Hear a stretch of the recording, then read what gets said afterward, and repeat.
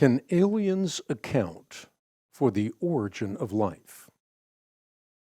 While panspermia is dispensed in different varieties, the basic notion is that life came to Earth via aliens, or directed, or meteorites, undirected. No less an authority than Darwinist Richard Dawkins considers the notion an intriguing possibility. In reality, panspermia, literally seeds everywhere, does little to solve the naturalistic conundrum concerning the origin of life. First, while Dawkins is moving in the right direction by entertaining intelligent design, he has not yet arrived at an answer for the origin of life. If life originated on Earth via aliens or directed panspermia, the next question is, how did alien life come to be? Infinite regress does not answer the question of source. It merely multiplies the effects.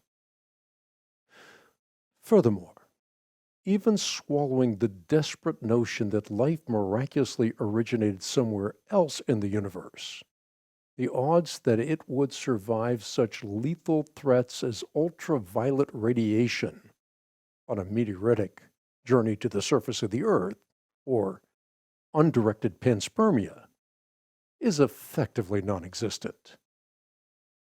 Finally, philosophical naturalism can no more account for the origin of life on Earth than it can for the origin of life elsewhere in the universe.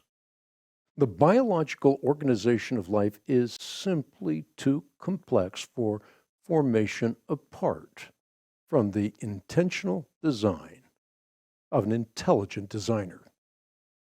In sum, panspermia, directed or otherwise, does not plausibly account for the origin of life. He is the maker of heaven and earth, the sea, and everything in them. Psalm 146, verse 6.